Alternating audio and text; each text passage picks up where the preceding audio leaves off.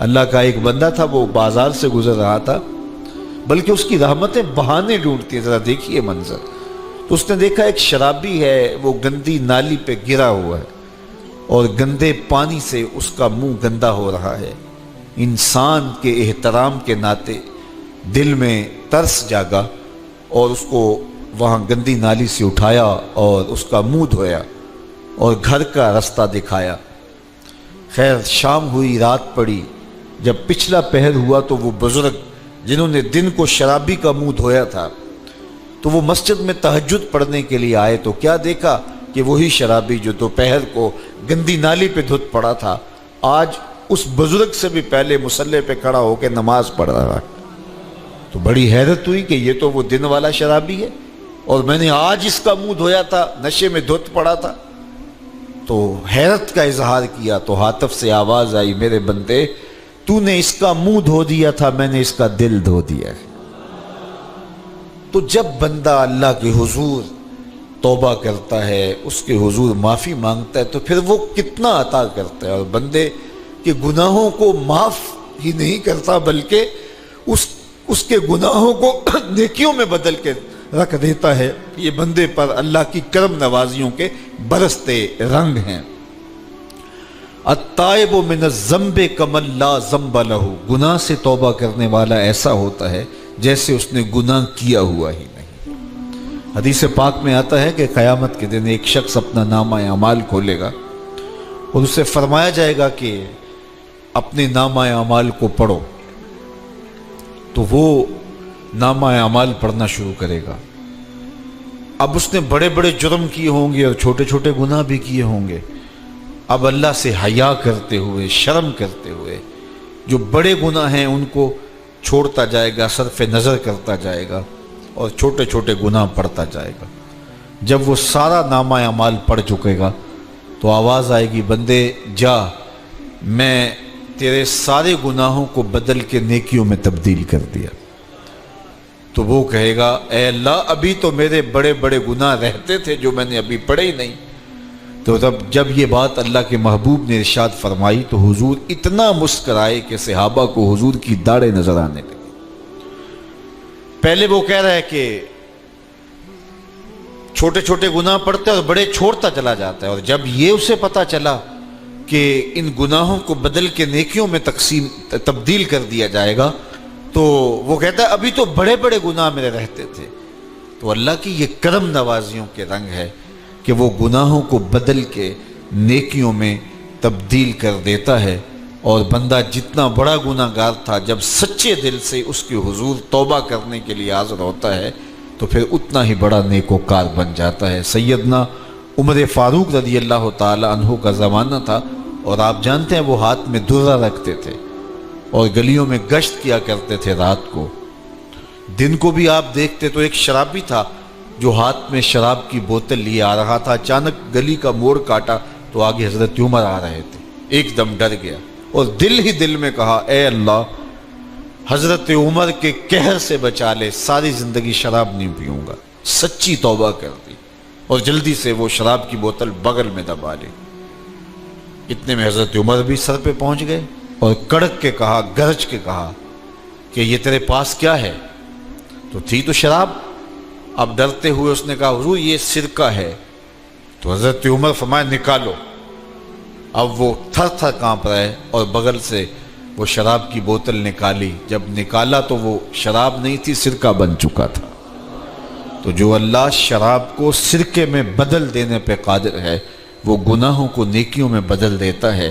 تو یہ ایک صورت دکھائی کہ دیکھو یہ شراب کو سرکے میں تبدیل کر دیا، تمہارے گناہ بھی نیکیوں میں تبدیل کر دیں گے۔ تم آؤ تو صحیح اس کی چوکھٹ پہ، تم ہاتھ تو پھیلاؤ۔ حضرت داتا گنج بخش علی حجویری علیہ رحمہ کشف المعجوب کے اندر لکھتے ہیں کہ جو فرمایا گیا کہ جس نے توبہ کی اللہ نے اس کی مغفرت کر دی، تو ایک بزرگ کا قول نقل کیا کہ جس کو اللہ نے بخشنا تھا اللہ نے اس کو توبہ کی توفیق دے دی۔ اس کو بلایا ہی اسے ہے جس نے مغفرت کرنی تھی۔ تو توبہ کی توفیق کا نصیب ہو جانا یہ اللہ کی خاص رحمتیں ہیں، اور توبہ کرنے والا اللہ کی خاص رحمتیں پاتا ہے۔ توبہ کرنے والا جب اس کے حضور حاضر ہوتا ہے تو اللہ تعالیٰ اس پہ بہت خوش ہوتا ہے۔ اللہ کے محبوب علیہ السلام نے باقاعدہ ایک مثال سے یہ حقیقت سمجھائی کہ توبہ کرنے والے کے لیے اللہ کی خوشی کا عالم کیا ہوتا ہے، اللہ کیسے خوش ہوتا ہے توبہ کرنے والے پر۔ تو حضور نے ارشاد فرمایا ایک بندہ لمبا سفر کر کے اور صحرا کے اندر ایک لمبے سفر پہ تھا، تو راستے کے اندر اس نے چند لمحوں کے لیے سستانے کے لیے، دوپہر کاٹنے کے لیے ایک درخت کے ساتھ اپنا جانور باندھا اور خود سو گیا۔ اس کا خیال تھا چند لمحوں کے لیے آنکھوں کی نیند نکالوں گا اور آگے بڑھ جاؤں گا، اس لیے اس نے سامان بھی سواری اونٹ کے اوپر جو لدا ہوا سامان تھا، اس میں کھانا تھا، پینا تھا، دیگر ضروریات کی چیزیں تھیں، تو وہ بھی نہیں اتارا، کجاوے پر ہی پڑا رہا کہ چند لمحوں کے لیے میں نے کمر سیدھی کرنی اور آگے چلے جانا ہے۔ تو تھوڑی دیر کے بعد اس کی آنکھ کھلی تو کیا دیکھتا ہے کہ اونٹ ماں ساز و سامان کے غائب ہے۔ تو صحرا میں اونٹ کا گم جانا زندگی گم جانے کے مترادف ہے۔ تا حد نظر نہ کوئی آبادی، نہ کوئی انسانی وجود، تو پھر زندگی نہیں موت کے منہ میں اپنے آپ کو دھکیل لینا ہے جنگل میں، اگر آپ کے پاس کچھ باقی نہیں بچتا ہے۔ تو اس نے دیکھا کہ سواری غائب ہے، سواری غائب ہے تو اس کے اوپر جو سامان تھا وہ بھی غائب ہے، تو وہ دائیں بائیں بھاگا دوڑا اس خیال سے کہ میں جو ہے وہ اپنی سواری کو تلاش کر لوں، لیکن سواری نہیں مل پائی۔ تو پھر وہ دوبارہ آیا اور اسی جگہ بیٹھ گیا، اب موت کا انتظار کرنے لگا۔ چونکہ صحرا میں سواری گم گئی اور میلوں تک انسانی آبادی ہی نہیں ہے، تو وہیں پیاس سے ہلکان ہوا، بے چین ہوا، وہاں درخت کے ساتھ ٹیک لگا کے موت کا منتظر ہو کے بیٹھ جاتا ہے، اور یوں بیٹھے بیٹھے اس کی آنکھ لگ جاتی ہے۔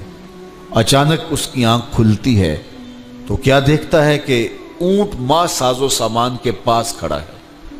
تو اونٹ کا ملنا زندگی مل جانا تھا، تو وہ اتنا خوش ہوا کہ خوشی سے اس کی زبان بل کھا گئی۔ وہ کیا کسی نے کہا نا کہ جب بھی تیری قربت کے امکان نظر آئے ہم اتنے خوش ہوئے کہ پریشان نظر آئے۔ تو کہنا تو یہ تھا کہ اے اللہ تو میرا رب اور میں تیرا بندہ، لیکن وہ خوشیوں کے ہجوم میں درک گیا اور کیا کہتا ہے، اللہم انت عبدی وانا ربک، اے اللہ تو میرا رب، تو میرا بندہ اور میں تیرا رب۔ تو اس قدر وہ خوشیوں میں درک گیا کہ اس کو اپنی زبان پہ قابو اور کنٹرول نہ رہا۔ کسی کے آنے سے ایسے ہوش اڑے ساقی کے، شراب سیخ پہ ڈالی اور بوتل میں کباب۔ تو کہتا ہے اللہم انت عبدی وانا ربک، تو میرا بندہ اور میں تیرا رب۔ تو یہ اس کی زبان قابو میں نہ رہی اور وہ بل کھا گیا، خوشیوں کا ہجوم ایسا ہوا۔ تو اللہ کے محبوب نے یہ مثال بیان کرنے کے بعد ارشاد کیا، مجھے بتاؤ اس بندے کو کتنی خوشی ہوئی کہ زبان پہ قابو نہیں، جذبات پہ کنٹرول نہیں، کہنا کچھ ہے بول کچھ رہا ہے۔ تو صحابہ نے عرض کی حضور بہت خوشی ہے۔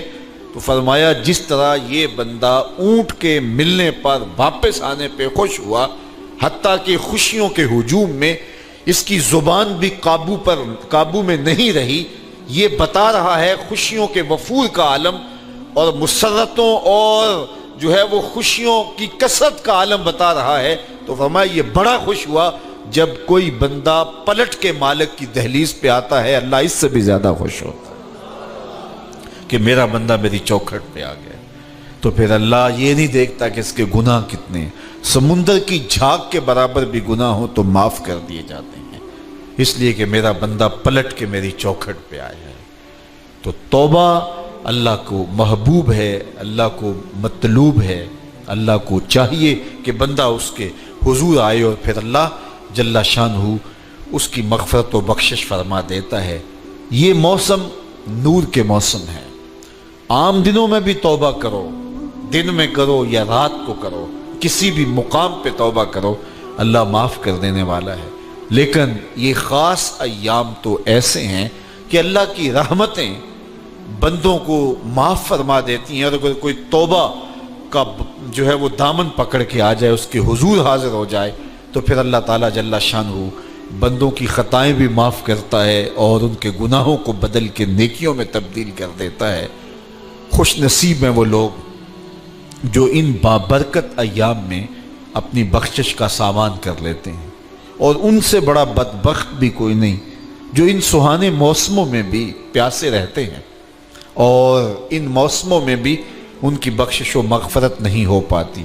رت سہانی ہو، موسم اچھا ہو، تو مجھے بتاؤ کہ جو اس موسم میں بھی اپنے آپ کو محروم رکھے تو اس سے بڑی بد نصیبی کیا ہوگی۔ اللہ کے محبوب علیہ السلام نے منبر کی تینوں سیڑھیوں پہ قدم رکھتے ہوئے آمین آمین پکارا، تو حضور علیہ السلام سے عرض کیا گیا یا رسول اللہ صلی اللہ علیہ وسلم، ہر سیڑھی پہ قدم رکھتے ہوئے آپ نے آمین کہا، تو آپ نے کس بات پہ آمین کہا؟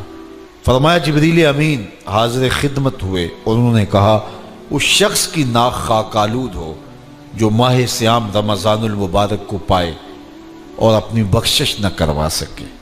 تو میں نے اس پہ آمین کہا کہ اتنا مقدس مہینہ نصیب ہو، اتنا سہانا موسم آئے اور وہ پھر جہاں کھڑا تھا وہی کا وہی کھڑا رہے۔ میں اور آپ اپنا محاسبہ کر سکتے ہیں۔ موسم رحمت اور فصل نور رمضان المبارک اپنا آدھا سفر طے کر چکا ہے، یہ مبارک مہینہ آدھا سفر اس کا بھی باقی ہے۔ تو میں اور آپ ذرا اپنے آپ کو اپنے ضمیر کی عدالت میں کھڑا کر کے اپنے آپ کو دیکھ کر کے دیکھیں، سوچیں کہ ہم نے ان 15 دنوں کے اندر کتنا سفر طے کیا۔ 29-30 شعبان کو ہم جہاں کھڑے تھے، کیا ہم آج بھی وہیں کھڑے ہیں یا ہمارا کچھ سفر بہتری کا ہوا ہے؟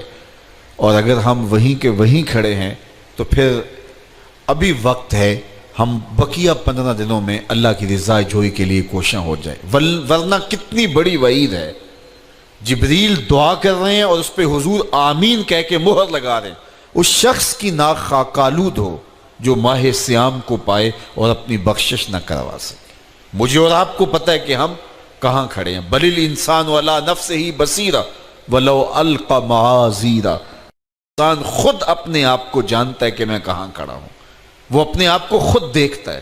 ایک تو فیصلہ قیامت کے دن ہوگا، نامہ اعمال تولے جائیں گے اور نامہ اعمال کے تلنے کے بعد پتہ چلے گا نیکیاں کتنی ہیں اور برائیاں کتنی ہیں۔ لیکن ایک ہم اپنے ضمیر کے اندر ترازو گاڑ کر کے اپنے عمل تول سکتے ہیں اور ہمیں پتہ ہے ہم نے نیکیاں کتنی کی، ہمیں پتہ ہے ہم نے برائیاں کتنی کی۔ جو نیکیاں کی ان میں اللہ کی رضا کے لیے کتنی کی، لوگوں کے دکھاوے کے لیے کیا کیا، خواہش نفس کے لیے کیا کیا۔ لوگ اس کو نیکی سمجھتے رہے لیکن ہم تو سمجھتے ہیں وہ نیکی ہے کہ نہیں ہے۔ اس طرح جو برائیاں کی وہ تو برائیاں ہیں۔ تو میں اور آپ اپنے ضمیر کی عدالت میں ترازو گاڑ لیں اور اپنے اعمال کو ابھی تول لیں۔ فرمایا گیا حاسبو قبل ان تحاسبو، قبل اس سے کہ تمہارا حساب کیا جائے تم اپنا حساب پہلے ہی کر لو۔ تو اپنے اندر کی ستھرائی، اپنے اندر کی پاکیزگی